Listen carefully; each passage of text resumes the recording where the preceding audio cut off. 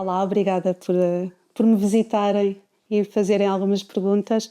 Eu comecei muito jovem, iniciei-me no cravo aos 14 anos, na altura era relativamente usual começar, ou seja, hoje há a sensação de que as crianças começam muito cedo, na altura aos 14 anos, era uma altura em que muitos de nós começávamos.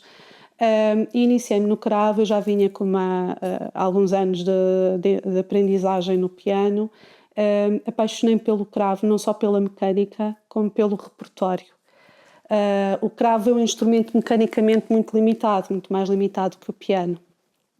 E isso obriga à aprendizagem de uma série de técnicas que nos permitam construir fraseados de forma a que a linguagem possa ser transmitida, a linguagem musical. E eu acho que foi um bocadinho esse trabalho que me entusiasmou, sendo que mais tarde já daria importância àquilo que era a linguagem própria da época áurea, dos séculos áureos do cravo, nomeadamente os repertórios que se prendem com o Bach, com o Domenico Scarlatti, com toda a dinastia Couperin. Portanto, a própria linguagem barroca, que é o período de ouro do cravo, seduziu-me desde muito cedo. E daí o meu caminho por este instrumento.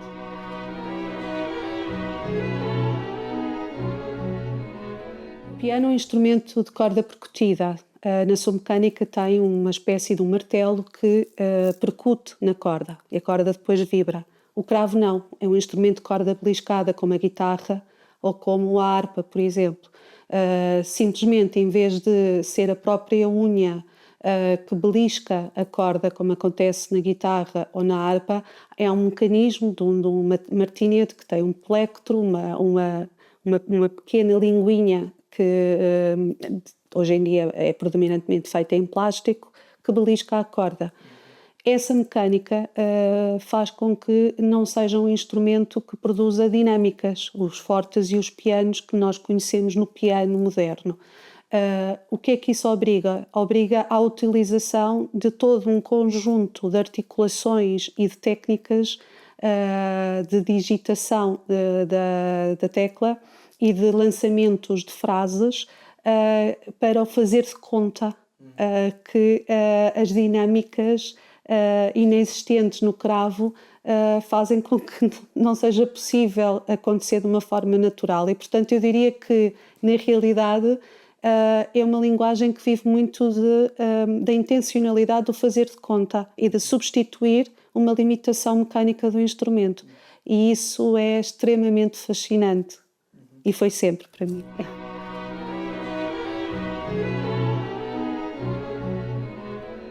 Bem, depois, na realidade, o meu percurso profissional, académico e depois profissional, é um emaranhado ou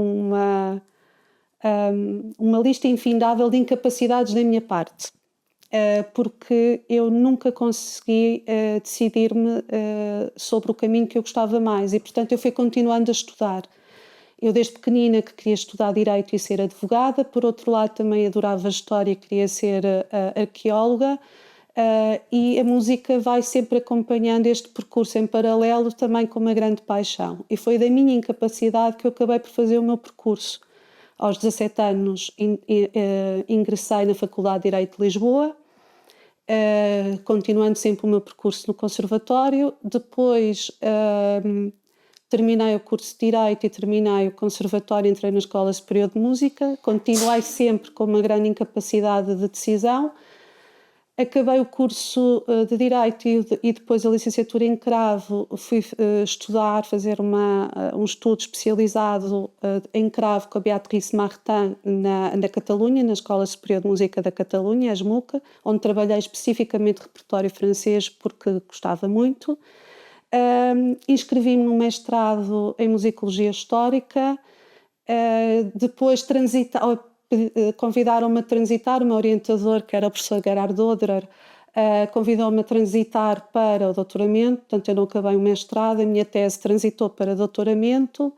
Quando estava à espera da discussão pública da minha tese, inscrevi-me numa pós-graduação financeira, porque na altura tinha começado a ouvir falar nas indústrias criativas e eu não sabia bem o que era, não tinha quadros mentais financeiros. Fiz essa pós-graduação portanto, acabei sempre por... Não me dediquei ao direito de forma profissional, mas criei a minha instituição e, portanto, fui sempre, no fundo, fazendo aquilo que gostava, mas sempre com alguma incapacidade de decisão ou de seguir apenas um percurso. E, portanto, no fundo, todo o meu percurso é feito disto.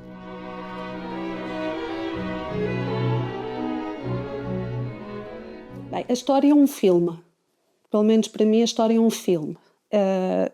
Interesso-me particularmente pela nossa história porque é o nosso filme. O direito é uma escola de criação de magníficos quadros mentais. E, portanto, toda a minha componente pragmática, esquemática, estruturada, um pensamento bastante estruturado, aprendi-o na melhor escola possível, que foi a Faculdade de Direito. A música, para mim, é o elo de ligação afetiva a isto tudo. É um cenário. Não há nenhum momento da nossa história que não tenha um cenário. Eu sou uma defensora acérrima da história das mentalidades. Procuro sempre, neste filme, que é a história, perceber que é fruto de homens e mulheres como nós, mas que viveram tempos anteriores ao nosso. E, portanto, mas pessoas de carne e osso, com defeitos, com qualidades, com frustrações, com angústias e com modas também. E a música faz parte da atividade criativa do seu tempo. O que acontece é que depois há obras que são intemporais e que sobrevivem a tudo isto. E aí é que o homem atinge o seu elo de criação superlativo.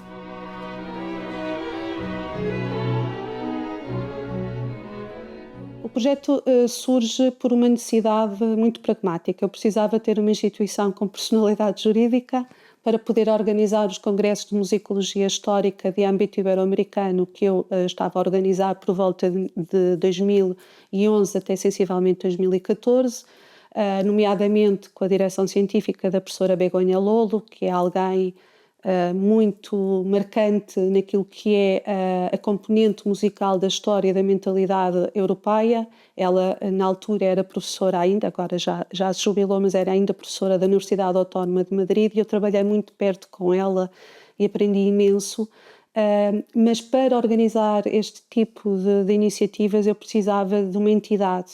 Então, em 2011, criei a Academia Portuguesa de Artes Musicais, que não é uma escola, é uma associação sem fins lucrativos, que visa aquilo que faz desde 2011, é criar e desenvolver projetos de pendor transversal que vão desde o estudo mais académico e musicológico puro e duro para aquilo que é a componente performativa e as transversalidades que eu gosto de trabalhar.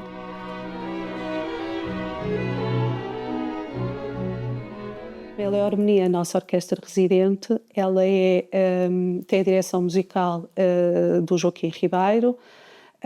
É uma orquestra que é fundamentalmente constituída, pelo menos os chefes de naipe, por solistas da Orquestra Sinfónica Portuguesa. De resto, o Joaquim Ribeiro é o primeiro clarinete da Orquestra Sinfónica Portuguesa, portanto temos uma ligação muito próxima com os colegas da Sinfónica. Mas que tem uma matriz muito específica desde o início. Nós queremos promover aquilo que é nosso, portanto, os músicos portugueses ou os músicos estrangeiros que residem entre nós.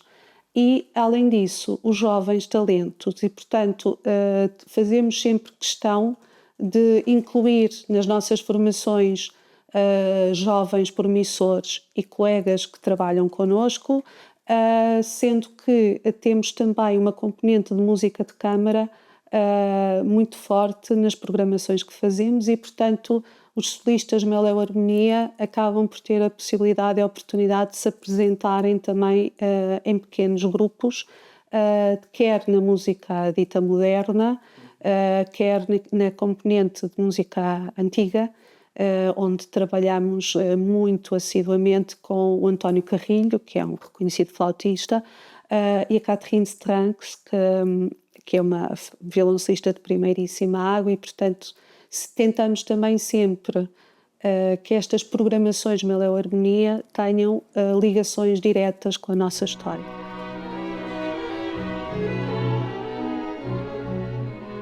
Em primeiro lugar, para nós é uma honra imensa poder participar mais uma vez no Sister Música. É a primeira vez que uma formação orquestral do Meleoharmonia se apresenta. Temos já feito concertos de música de câmara e é mágico podermos estar no Mosteiro de Alcobaça e, portanto, estamos todos muito entusiasmados com isso.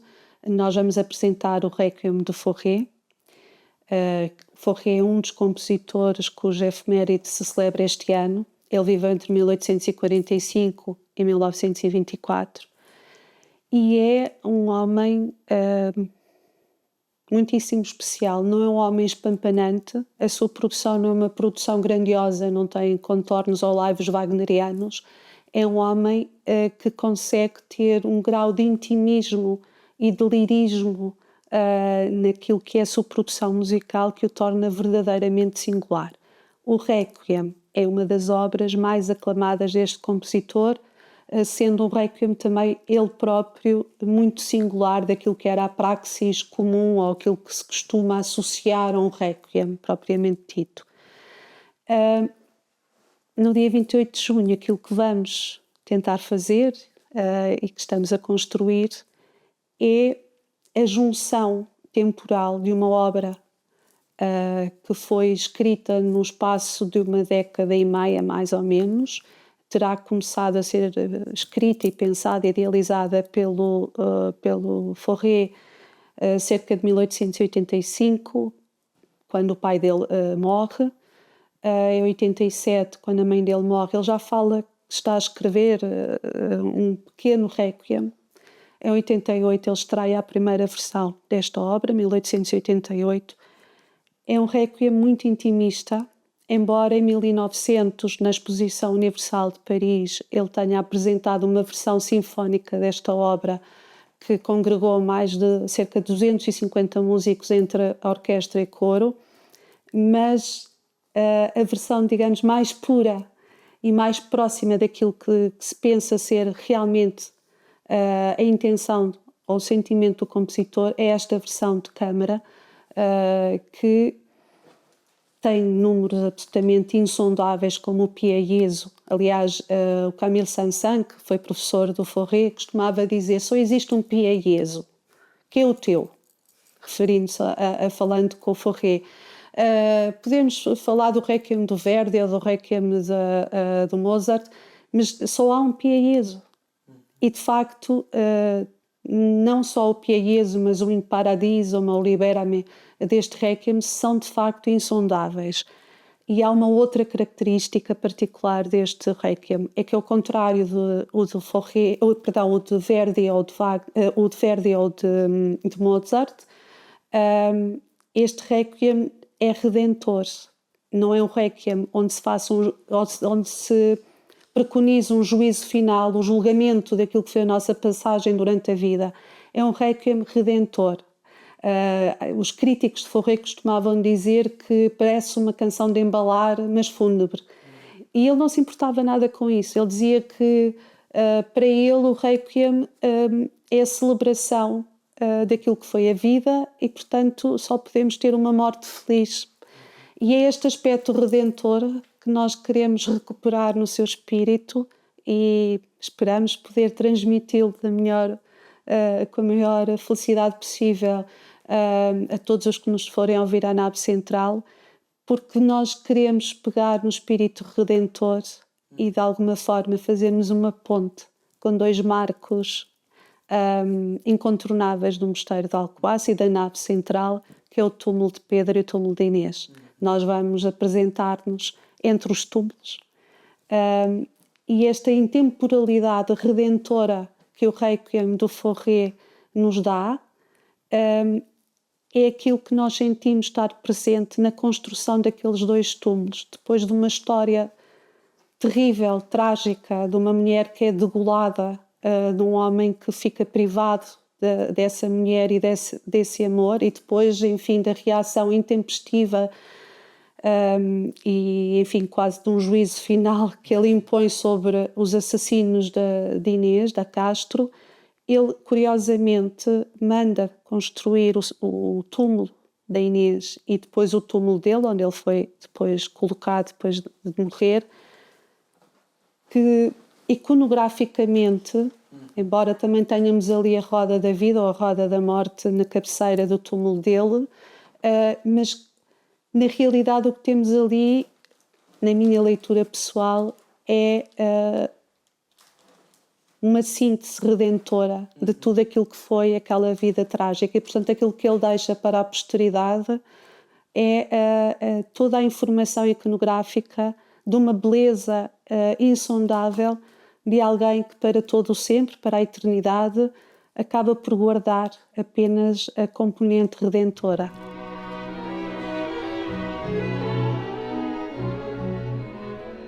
O Sister Música é uma brand única aqui em Portugal. Temos outros festivais e com imensa qualidade, mas o Sister Música tem feito um caminho de transversalidade que de facto nos tem ajudado a desmistificar preconceitos que existem muitas vezes em relação à música erudita.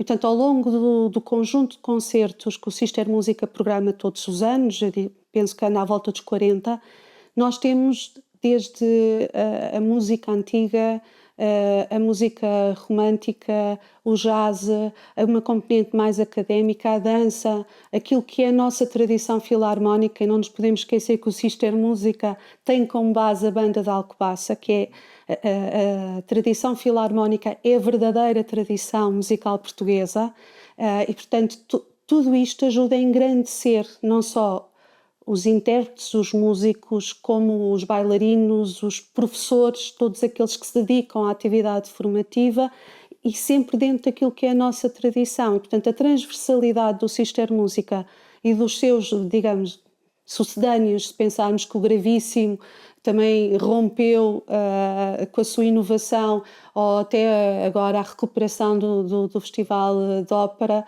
de Óbidos, isto tem feito da Alcobaça um centro efetivo, onde acontece. E este acontecer, para já, é sempre associado à qualidade. E, portanto, eu acho que é dos maiores patrimónios que um projeto como o Sister Música pode ter, é quando alguém passa por Alcobaça e diz: hoje vai haver um concerto. Se é do Sister Música, de certeza que é bom, não sei, não conheço o grupo, não sei quem são, mas vai valer a pena. E eu acho que o Sister Música já consegue isto há vários anos e, portanto, para mim é o festival.